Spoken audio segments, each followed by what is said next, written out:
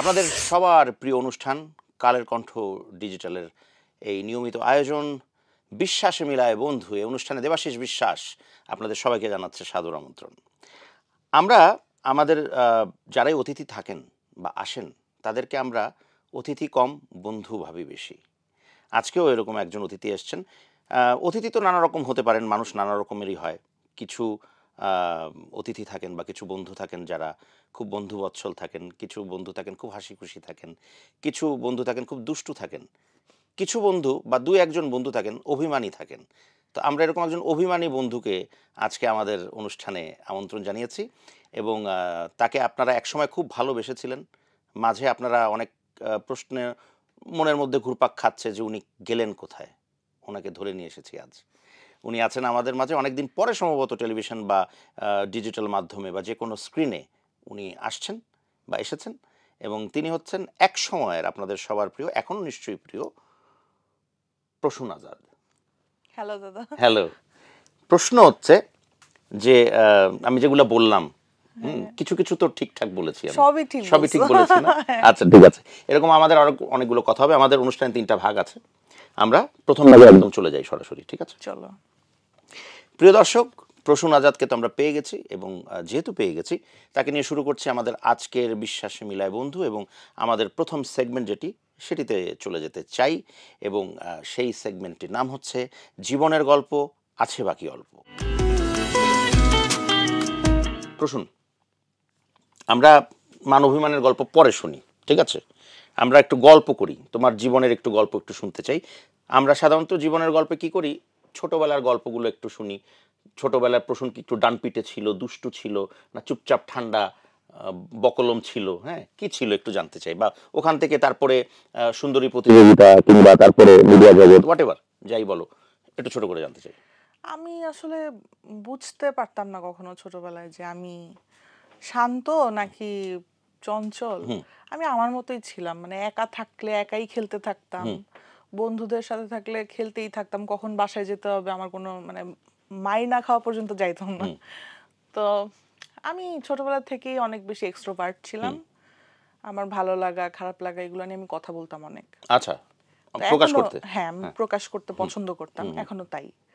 তো খুব একটা চেঞ্জ নাই। আচ্ছা, তারপরে ছোটবেলা স্কুল কলেজের গল্প একটু শুনি। স্কুলের জীবন, কলেজের বন্ধুত্ব। আমাদের বাসাবোতে বাসা ছিল, ক্রিসেন্থিমামে আমি পড়তাম। 2 তলায় হচ্ছে আরবি ক্লাস, 3 তলায় গানের ক্লাস, একদম গ্রাউন্ড ফ্লোরে হচ্ছে আমাদের প্রিন্সিপালের গাড়িটা থাকতো আর পাশে আমরা নাচের ক্লাস করতাম। ওইখানেই আর্ট শিখতাম, ওইখানেই গান বাজনা, ওইখানেই সব। মানে 6 তলায় বাসা, নিচে নেমেই হচ্ছে সব। তো ওইখান থেকে বের হওয়া হতো না খুব একটা। তারপর ক্রিসেন্থিমাম থেকে ক্লাস 4-এ যখন পড়ি তখন হচ্ছে শিফট হই উইলস লিটল ফ্লাওয়ারে, কাকরাইলে। তাই নাকি? একদম মানে একদম বন্ধু বান্ধব ছাড়া নতুন একটা জায়গা। আচ্ছা। তো ওইখানে আমার একটু টাইম লাগছে আসতে, মানে ওল্ড টাউনের বন্ধু বান্ধবদের সাথে অ্যাডজাস্ট করে নিতে একটু টাইম লাগছে।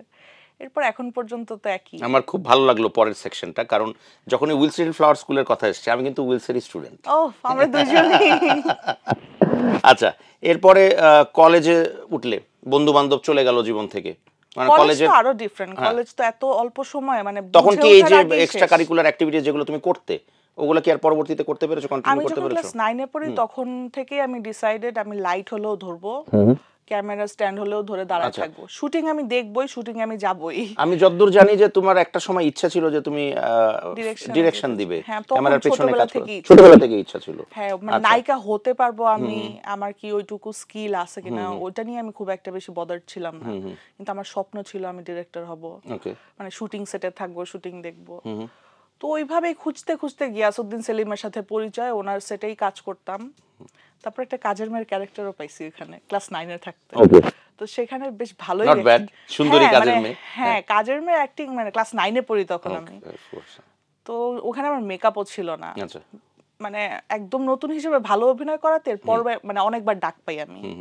এরপর তো লাক্সে যখন চলে যাই, তারপর তো তাহলে আমি তোমার ইতিহাসটা ঠিকঠাক জানি। হ্যাঁ আমি সুন্দরী প্রতিযোগিতার কথাও বলেছি। বলো এবার ওটা। তারপর লাক্স চ্যানেল সুপারস্টার যখন যাই তখন দেখি আর সেলিম ভাই আগের মতো ডাকে না। আচ্ছা মানে ক্যামেরার পিছনে আর কাজ করা যাবে না। সে আচ্ছা। আমাকে মোটামুটি বুঝাইতে অনেক টাইম লাগছে যে তুমি আর ক্যামেরার পিছনে দৌড়ায়ও না, তুমি তোমার কাজ, অভিনয়টা করো। হ্যাঁ তোমার ইয়েটা ভবিষ্যৎটা ক্যামেরার সামনে ভালো বেশি। হ্যাঁ এটা আমাকে বুঝাইতে অনেক বেগ পাইতে হয়েছে আমার বাবার, সেলিম ভাইয়ের, সবারই। ওটা বোঝানো হলো কি করে, মানে বাবা মাকে মানানো হলো কি করে? আমি যখন শুটিং শেষে ফিরতাম তখন হচ্ছে মানে এখন পর্যন্ত, এখন 2025 সাল, আর আমি বলতেছি হচ্ছে 2009, 10, 11, 12 এর কথা। তো ওই সময় একটা মেয়ে অ্যাসিস্ট্যান্ট ডিরেক্টর রাত 2টা 3টার সময় বাসায় ফিরবে, এটা মানে টু মাচ হেক্টিক একটা বিষয়। এটা খুব কেউ স্বাভাবিক, কেউ মেনে মানে নেবে না। আমরা তো কনজারভেটিভ ফ্যামিলি, অফ কোর্স, আর 2025 এও মানা মুশকিল, সেখানে 2011-12 গল্প। সাবকন্টিনেন্টে এত সহজে এটা মেনে নিবে না। তো আমার অনেক কষ্ট হয়েছে বুঝাইতে যে আমি শুটিংটা খুব ভালোবাসি আব্বু, আমি শুটিং এ যেতে চাই। তো আব্বু আমাকে বললো তুমি শুটিং এ যেতে চাও তাহলে অভিনয় করো, টিভিটা অন করলে যেন তোমাকে দেখতে পাই। আচ্ছা, তো তারপর তো অভিনয় করা। বাহ, ভেরি গুড। এই যে যখন তুমি, ওটা তো ধরো অভিনয়ের একটা শুরু, কিন্তু মেইন স্ট্রিমে যখন তুমি কাজ করা শুরু করলে সেই গল্পটা একটু জানতে চাই, বিশেষ করে সিনেমার গল্পটা একটু জানতে চাই। সিনেমার গল্প, সিনেমার গল্পটা ভাইয়া খুবই হচ্ছে, কিভাবে বলবো, শুনতে আমার কাছে, আমার নিজের কাছে স্বপ্নের মতো লাগে। কারণ আমি কল্পনাও করিনি আমি এত তাড়াতাড়ি এতগুলো সিনেমায় সাইনিং করতে পারবো। আমি ভাবতাম কি আমার অনেক বেশি স্ট্রাগল করতে হবে, আরো অনেক বেশি প্রমাণ করতে হবে নিজেকে, তারপরে হয়তো বা, কারণ আমি অলরেডি তখন নাটকের স্ক্রিপ্ট মানে মুখস্থ ঠোরস্থ ওইটা নিয়েই স্বপ্নে আমি বিভোর। সিনেমা করব, আমাকে কে কাস্ট করবে, মানে একদমই আমি বিশ্বাস করতে পারতেছিলাম না যতগুলো সিনেমা আসতেছিল। ইভেন শুটিং এ যেদিন প্রথম দিন যাই আমি, আমার প্রথম সিনেমাটা অচেনা হৃদয়, তখন আমার ডাউট ছিল যে অ্যাকচুয়ালি কি ওরা আমাকে নিয়ে সিনেমা করবে। আচ্ছা, আমার সিনেমা কি আসলেই পর্দায় মানে এত বড় হলে দেখা যাবে? তো এইভাবে হয়ে গেল। Very good. আচ্ছা, এবার আমি একটু আবার সিনেমা থেকে একটু পিছনের দিকে যাই, একটু সুন্দরী প্রতিযোগিতার গল্পে যাই। তুমি কোন মানে সেরা 10এই মনে হয় তুমি ছিলে? আমি ফার্স্ট রানার আপ ছিলেন ইনফ্যাক্ট।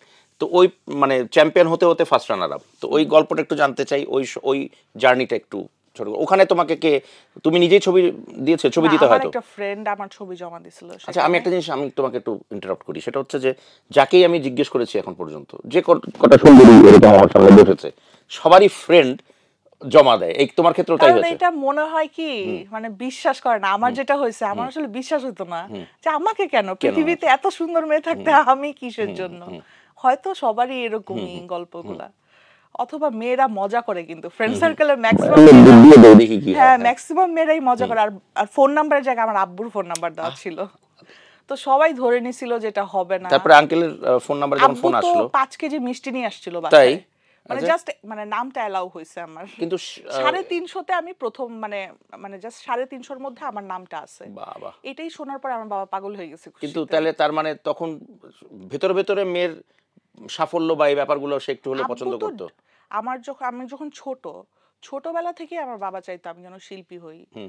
আমার বাবা এই নতুন করে বলো, গান শেখা, নাচ শেখা, এগুলো সবটাই আমার বাবার এফোর্ট। আব্বু তো পুলিশ অফিসার ছিল, এখন রিটায়ারমেন্টে গেছে। আব্বু আমাকে গানের ক্লাসে দিয়ে তারপর যাইতো থানায়। আচ্ছা, মানে আমার বাবা খুবই আর্ট কালচার পছন্দ করে, বোঝাই যাচ্ছে। তো আব্বু এটুকু না করলে আসলে আমার যাওয়া হতো না ওখানে। আমার লাগেজও ছিল না, আব্বু আমাকে লাগেজ কিনে দিয়ে কাপড় চোপড় দিয়ে বলতেছে তুমি এখানে থাকো, ওরা তোমাকে ট্রেন করবে কিভাবে করতে হবে, যা যা শিখাবে তাই শিখবা। টুম্পাপু ছিল, আজরা আপু ছিল, তারা ছিল আমাদের ট্রেনার। তো আব্বু বলতেছিল যে তুমি ওনাদের কাছে শিখবা, ওনারা কিভাবে হাঁটে কিভাবে চলে এটা তুমি তাদের কাছে শিখবা। বড় বড় নায়িকাদের জীবন কিরকম ওদের কাছ থেকে গল্প শুনে ওইরকম হওয়ার চেষ্টা করবা। সুন্দর সহজ সরল বয়ান। ওই যখন তুমি টপ 6-এ বা টপ 10-এ চলে গেলে, তারপরে জার্নিটা একটু শুনি। তখন কম্পিটিশনের জায়গাটা কি, রেশারেশির জায়গা কি ছিল কিনা? রেশারেশির জায়গা বলতে আমি যাদেরকে খুব বেশি ধরো ভালোবেসে ফেলছি, আমি ওর অনেক ভালো চাচ্ছি, আমি দেখছি যে চোখের পলকেই সব চেঞ্জ হয়ে যায়। হ্যাঁ, মানে ওয়াশরুমটাও আমি ক্লিন করে দিছি আমার ট্রেনিং সেন্টারে, মানে কেউ ক্লিন করে না কিছু। আমার রুমমেট আছে, ঠিক আছে, আমি বেডটা ক্লিন করে দিই, আমি ও করা তো একই, মানে নিজের বোনের মতো ছিলাম, এভাবে থাকছি। তো দেখছি যে অনেক কিছু চেঞ্জ হয়ে গেছে রাতারাতি। ওরা কম্পিটিশনটাকে খুব সিরিয়াসলি কম্পিটিশন হিসেবে নেয়, মানে জীবনের থেকে বেশি ইম্পর্টেন্ট হয়ে যায়। কিন্তু আমাদের যে প্রথম ছিল উইনার সামিয়া সাইদ, ও আসলে ডিজার্ভ করে ক্রাউন, কারণ ওর মতো মানুষ আমি দেখি নাই। আচ্ছা এত ভালো মানুষ আমি ওর কাছে শিখছি অনেক কিছু। ও এত ভালো, যখন বেশি এটা নিয়ে কথা হইতো আমাদের লবিতে, তখন ও একমাত্র বলতো আমরা খেলতে আসছি এখানে, যা হওয়ার হবে, এটা নিয়ে তো এত বেশি ইয়ে করার দরকার নেই। হওয়ার কিছু নেই। তো আমার মনে হয় যে ও অ্যাকচুয়ালি ডিজার্ভ করে। Very good, thank you so much. ছোট্ট করে হলেও আমরা পুরো একটা ছোট্ট ইন এ নাটশেল আমি জীবনের গল্পটা পেলাম প্রসন্ন আজাদের। পরের আমরা সেকশনে আরেকটা সেকশন আছে, সেই সেকশনে চলে যাব।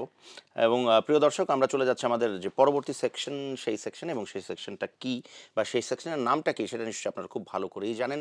সেই সেকশনের নাম হচ্ছে যদি কিছু মনে না করেন। তো এমন একটু আগে তুমি হাসছিলে আমার এই নামটা শুনে, এমন কিছু বলবো না যেটা তুমি মাইন্ড করবে বা মনে কিছু করবে, বাট আমরা চাই যে কিছু প্রশ্ন আছে যেগুলো হয়তো করা হয় না, অনেকে করেন না, বা হয়তো বা তুমি বলতে চাও কেউ বলে না, জিজ্ঞেস করে না। যেমন আমার একটা প্রশ্ন আছে, প্রথম প্রশ্নটাই এরকম যে এখানে একটা খুবই অসম্ভব সুন্দরী একটা লাস্যময়ী মেয়ে, 3টা ছবি আমরা এখানে দেখতে পাচ্ছি, রাইট? মেয়েটাকে চেনো তুমি? এটা আমার পাস্ট। আচ্ছা, মানে এটা কি তোমার ফ্রেন্ড, তোমার বান্ধবী, তোমার জমজ বোন না তুমি? এটা আমি, এটা আমার তুমি? পাস্ট। আচ্ছা, আমি তো বাপ্পা ভাইয়ের মতো বলতে ইচ্ছা করি, আমি বিশ্বাস করি না। তো এই জায়গার থেকে মানে এত সুন্দর একটা মেয়ে, যে মেয়েটার দিকে মানুষ তাকিয়ে থাকতো, এখনো সুন্দর আছো, এখনো সৌন্দর্যটা অন্যরকম, কিন্তু কখনো কি এটা মনে হয়নি যে আমি মেনটেন করিনি, বা আমার পাস্টটা যেটা ছিল সেটাও অনেক সুন্দর ছিল? হ্যাঁ, ওটা অবশ্যই সুন্দর ছিল, ওটা বয়সটাই ওরকম ছিল। আমি মনে হয় অনেক বেশি হচ্ছে আমার বয়সটাকে একসেপ্ট করে নিছি। আমার কোনো যে ইচ্ছে নেই থাইরয়েড ইস্যু, পরবর্তীতে এরকম আবার হওয়ার কোনো ইচ্ছা তোমার নেই? বর্তমানে তো নাই ভাইয়া, হ্যাঁ, কারণ হাউস ওয়াইফ হয়ে গেছি। এই বাচ্চা কাচ্চা সংসার করতে করতেই এখন আর নিজের দিকে তাকানোর সময় পাই না। কিন্তু আমার মনে হয় যে এই থাইরয়েড, তারপর আমি মোটা হয়ে গেছি, বেবি, আমি এগুলোকে আস্তে আস্তে একসেপ্ট করে নিয়েছো। হ্যাঁ, যে এটাও একটা আমি অনেক খুব বড় একটা বিষয়। বেশি এটা নিয়ে চিন্তিত না। ভেরি গুড, বাট আমার আমার খুব মানে মাঝে মাঝে দুঃখ হয়। তোমার, এখন হচ্ছে, সবার হ্যাঁ, খুব সবার দুঃখ হচ্ছে। দুঃখ। এখন হচ্ছে কি, মানে এই মেয়েটিকে তো আমি চিনতাম, এই মেয়েটিকে আমি ওভাবে চিনি না। হ্যাঁ, তো যে মেয়েটিকে চিনতাম সেই মেয়েটি অনেক আকর্ষণীয় ছিল, অনেক সুন্দরী ছিল। এই মেয়েটিও সেরকম আছে, বাট তারপরেও ওই যে ওইটুক দুঃখবোধ তো থাকতেই পারে, পারে না প্রসূন? হ্যাঁ, আমি আমার 16 বছর বয়সে শুরু করছি ভাই ক্যারিয়ার। সো তুমি আমাকে পাইছো আমার বেস্ট টাইম, বেস্ট টাইমে পেয়েছি একদম। সবচেয়ে গ্ল্যামারাস আমি যখন। তো এখন অফ তো আমি কোর্স। মা, এটা একসেপ্ট করতেই হবে যে এখন আমি এরকম। ঠিক আছে, যাও, একসেপ্ট করে নিলাম। তুমি যখন একসেপ্ট করে নিয়েছো, আমরাও একসেপ্ট করে নিলাম।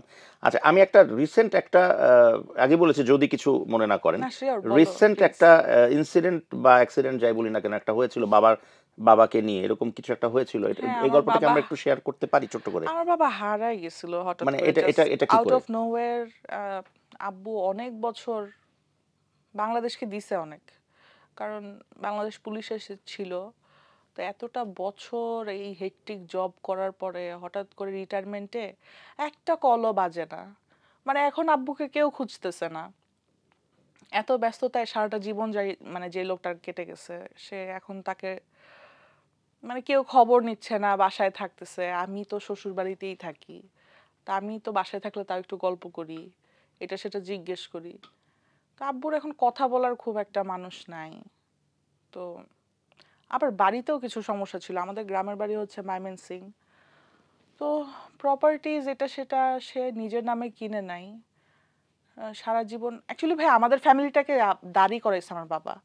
মানে আমাদের ধরো এই ঢাকায় আসা, আমার উইলসে পড়া অথবা ক্যামব্রিয়ানে পড়া, এগুলো কিছুই হইতো না যদি আব্বু এই স্ট্রাগলটা না করতো, মানে ফ্যামিলির জন্য এত চিন্তা না করতো। আমার চাচারাও হয়তো, আমি খুব বাজে শোনা যাবে এটা বললে, আমি হয়তো পরিচয়ও করা দিতে পারতাম না মানুষের সাথে, আমাদের হয়তো এরকম অবস্থা থাকতো।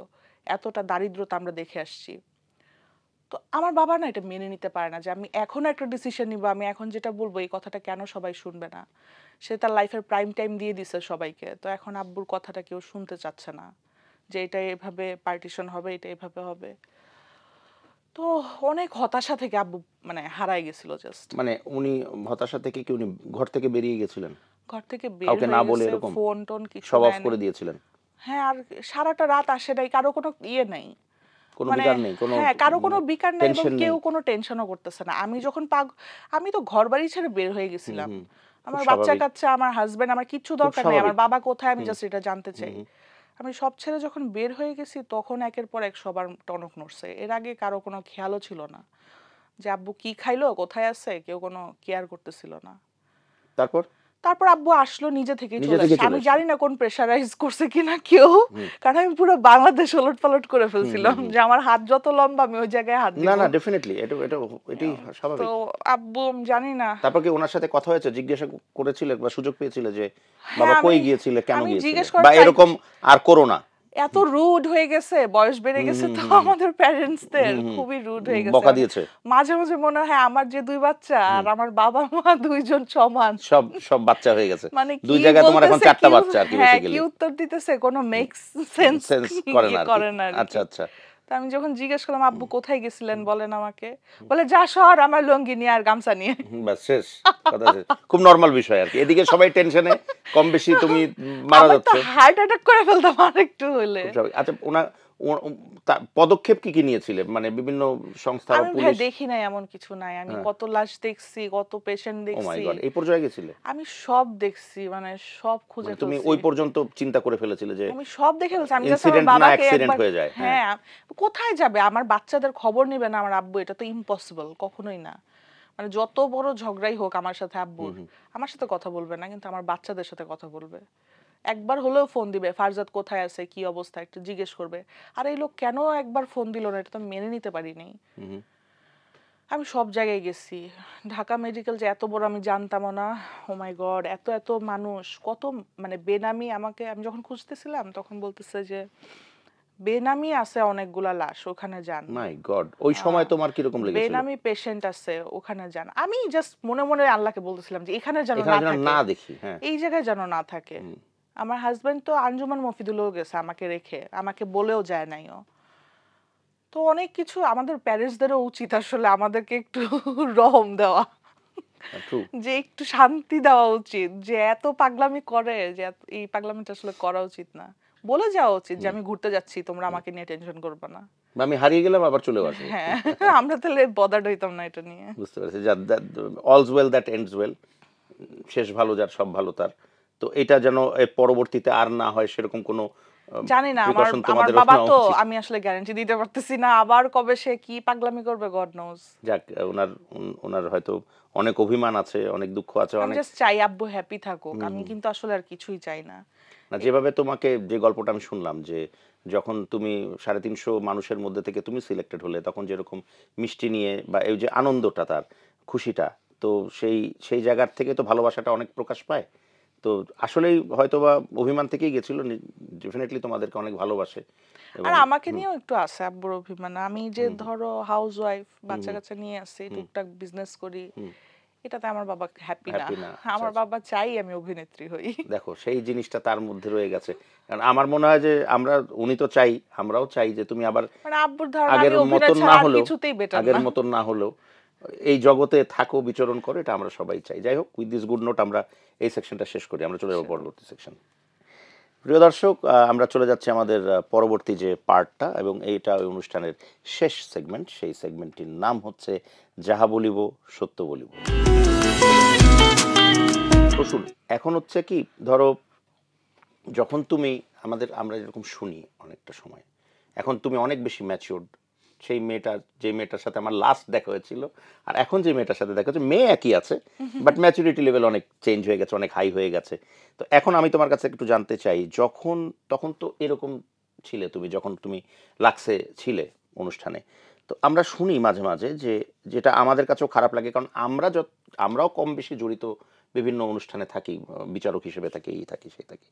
বাট ইন জেনারেল কি হয়, শোনা যায় এটা, যে যখন টপ 10 হয়ে যায়, সেখানে একটা কি বলবো, যে পক্ষপাতিত্বমূলক বিষয়, কিংবা থাকে না যে এই মেয়েটি কোনো ঊর্ধ্বতন কর্মকর্তার বান্ধবী, বা প্রেম ঘটিত ব্যাপার স্যাপার হয়ে যায়, যাতে তাকে সাপোর্ট দেয় বেশি। এরকম কি তুমি, তোমার চোখে কি কিছু দেখেছিলে? আমি দেখছি, আমি শিওরও ছিলাম যে আমি হয়তো জায়গা পাবো না, অন্য কেউ হয়তো পাবে।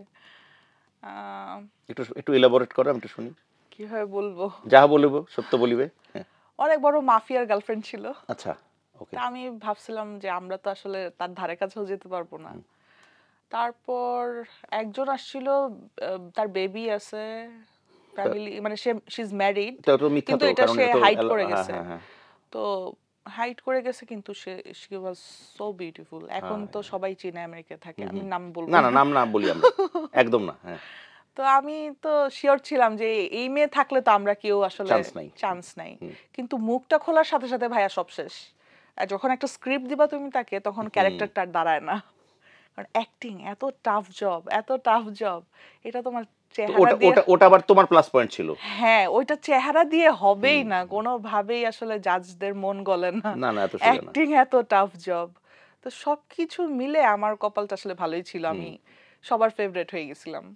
কিন্তু এই যে মানুষ বলে যে অনেক কিছু থাকতে হয়, অনেক প্লাস পয়েন্ট থাকতে হয়, তারপরে বয়ফ্রেন্ড থাকতে হয়, অথবা ওর বাবা মার ইনফ্লুয়েন্সিয়াল কেউ থাকতে হয়। ফ্যামিলির কেউ থাকতে হয়, কেউই তো ছিল না। আমার তো হোল এন্টায়ার বংশের কেউ নাই মিডিয়াতে। আমি একাই আসছি, একাই কাজ করছি, স্টিল নাও আজকে তুমি আমাকে একাই ডাকছো, আমার তো পরিচিত কেউই ছিল না। বাট স্টিল ইউ সারভাইভড, এবং তুমি হ্যাঁ, অলমোস্ট জিতে গেছিলা। কিন্তু এটা অনেকেই মনে করে যে অনেক কিছু থাকতে হয়, কিন্তু এটা কিছুই আসলে না, এটা তোমার ক্ষেত্রে ছিল না, বাট তুমি তো দেখেছো অনেক অনেক ব্যাপার, যে মাফিয়া, এই সেই, ওই গার্লফ্রেন্ড পুরো টার্লফ্রেন্ড, 10-এও আসতে পারে নাই। তাই না? হ্যাঁ, আচ্ছা, সেরা 10-এও আসতে পারে না। আমি একটা গল্প শেয়ার করি তোমাকে। আমি তখন একটা অনুষ্ঠানের বিচারক, মিস ওয়ার্ল্ড বাংলাদেশ 2019 বা 21 এরকম, আমার মনে নাই, আমি অনেকবার বিচারক আসনে ছিলাম। তো একটা মেয়েকে একদম দেখেই, মানে জিনিসটা হচ্ছে এরকম, ও র্যাম্প করে এসছে, এসে দাঁড়িয়েছে একদম আমার সামনেই। আমি ওদিকে তাকালাম, তাকিয়ে বললাম যে, আমি বললাম যে তুমি যতটুকু সুন্দর করে যেভাবে এসছো, এখন ইউটার্ন নিয়ে ঠিক ওভাবে বেরিয়ে চলে যাও। মেয়েটার অনেক দুঃখ পেয়েছে। হ্যাঁ, কিছুক্ষণ পরে আমার কাছে একটা ফোন আসছে, তো বলে যে এই নাম্বারের আপনি কোথায়, আপনি এরকম বিচারকের ইয়েতে আছেন? আমরা হ্যাঁ। বলে যে আপনি কিছুক্ষণ আগে এরকম একটা কাণ্ড ঘটিয়েছেন? আমি বললাম, জি। কেন বলুন তো ভাই? তো বলে যে আপনি জানেন আপনি কার সাথে কথা বলছেন? আমি বললাম, না, আপনি জানেন না আপনি কার সাথে, আপনার নাম আপনি বলেন, অসুবিধা নাই। তো বললো যে আমি এই, তো যার নাম বলেছে তাকে আমি এমনি চিনি, মানে এমনি চিনি বলতে তার নাম শুনেছি। তো বলে যে সে আমার গার্লফ্রেন্ড। আমি বললাম যে কিছু মনে করবেন না ভাই, আপনাকে যদ্দূর আমি চিনি আপনি একজন হ্যান্ডসাম লোক, এরকম বিচ্ছিরি গার্লফ্রেন্ড কেন? বলে ফোনটা রেখে দিয়েছি। তো আমি এরকম এরকম অনেক কিছু ওরকম শুনছি, কিন্তু হয় আসলে কিছু কিছু কিছু কিছু ক্ষেত্রে। কম্পিটিশনে আসলে এটা উচিত না, প্রভাব খাটানো উচিত না, বাট হয় কিছু খাটে কিছু, না। খাটে না একটা টাইম পর্যন্ত তুমি একটা পারবা টাইম না ওকে পর্যন্ত পরে। রাখতে। এক্স্যাক্টলি, এটাই আমি বলতে মানে চাইছিলাম। এত টাফ এখানে কম্পিটিশন, সুযোগ নাই। আচ্ছা, এবার আসি একদম শেষের দিকে তো অনুষ্ঠান, আমি একটু সিনেমার গল্প একটু টাচ করেছিলাম, বাট গল্পটা ঠিক মতো ফুটে ওঠেনি। তো যখন তুমি সিনেমার নায়িকা হলে, তখন তোমার কাছে প্রস্তাবনাও অনেক আসলো, অনেক রকমের। তখন কি তোমার মনে হয়েছিল যে দিস ইজ মাই প্লেস, আমি নায়িকা হব এবং বড় নায়িকা হব, এবং তারপরে কেন ওই জিনিসটা আর কন্টিনিউ হলো না? আমার অ্যাকচুয়ালি নাটক, সিনেমা দুই জায়গাতেই, মানে ওখানে ক্যারেক্টার হচ্ছে আমাকে অনেক বেশি অ্যাট্রাক্ট করতো। যে ওখানে রোমান্টিসিজম কি আছে, সেখানে গল্প কি, তার থেকে বেশি আমি যে ক্যারেক্টার পোর্ট্রে করব সেটা কি আমি কি না, যদি আমার ধারে কাছে থাকে ওটা আমি ইন্টারেস্ট পাই না করতে। আমি যেটা না, আমি শুধুমাত্র সেটাই ক্যামেরার সামনে করতে চাইতাম।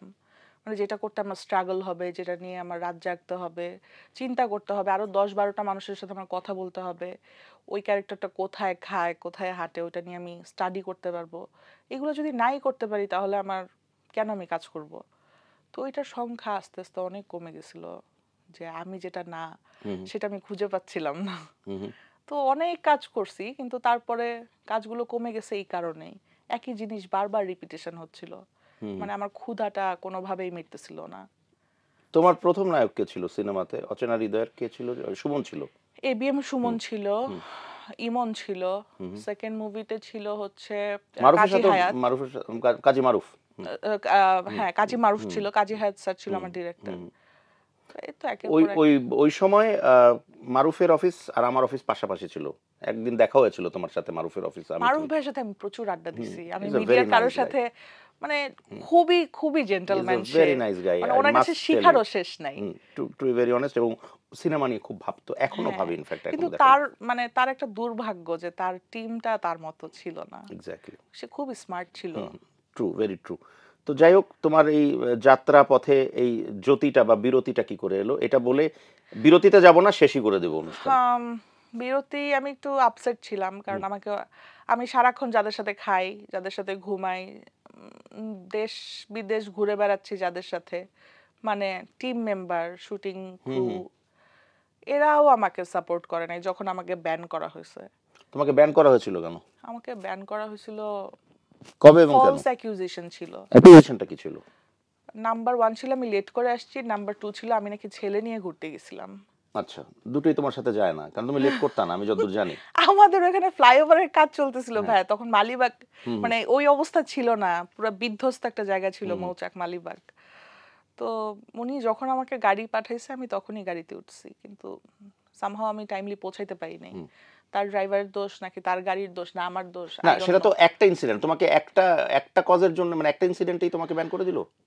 আমি আমি বুঝি নাই আসলে, স্টিল আমি এখনো জানি না কি সমস্যা। তোমার কি মনে হয় না যে এখানে অন্য পক্ষের বা তোমার? আমার মনে হয় এখানে অনেকগুলো মানুষ জড়িত। আমার কেন জানি মনে হয় অনেকগুলো মানুষের মন রক্ষা করতে পারি নাই আমি। তো ওই যে ব্যান হলো, তারপরে অভিমানে মানে একবারই? তারপরে আমারও দোষ, কারণ আমি ওটা কন্টিনিউ করি নাই। একজন দুইজন আমাকে অপছন্দ করতো, কিন্তু আরো 100 জন তো ভালোবাসতো। তো যারা ভালোবেসে আমার কাছে আসছিল আমি তাদেরকেও খুব একটা মানে প্রপার সম্মান করতে পারি তাহলে নাই। ওই যেটা শুরুতে বলেছিলাম অভিমানের জায়গাটা সত্যি হ্যাঁ, সত্যি হয়েছিল। প্রচন্ড অভিমানী আমি, হ্যাঁ। তো আমি আসলে কারোর সাথেই কন্টাক্ট রাখি নাই, নাম্বার চেঞ্জ করে ফেলছি, ফোনই চেঞ্জ করে ফেলছি আমি। মানে তুমি ডিসাইড করে ফেলছো, ইউ হ্যাড আমি ডিসাইডেড কারোর যে সাথেই দেখা করব আর না, করব না কাজ, বা বছরের পর বছর আমি দেখাও করি নাই কারোর সাথে। তো খুঁজেও পায় নাই তোমাকে অনেকে। হ্যাঁ, যাই হোক, এখন শেষ পর্যন্ত তোমাকে খুঁজে পাওয়া গেছে, আমরা পেয়েছি, আমাদের খুব ভালো লাগলো তোমাকে খুঁজে পেয়ে এবং তোমাকে কাছে পেয়ে। Thank you so much Prashanta. Thank you ভাইয়া, থ্যাঙ্কস। Thank you. প্রিয় দর্শক, এই ছিল আমাদের আজকের বিশ্বাসে মিলায় বন্ধু। আগামী পর্বে আরও একজন তারকা অতিথি নিয়ে হাজির হব, তারকা বন্ধু নিয়ে হাজির হব। ইনফ্যাক্ট সে পর্যন্ত সবাই ভালো থাকবেন, সুস্থ থাকবেন, কালের কণ্ঠ ডিজিটালের সাথেই থাকবেন এবং থাকবেন বিশ্বাসে মিলায় বন্ধু এই অনুষ্ঠানটির সাথেই।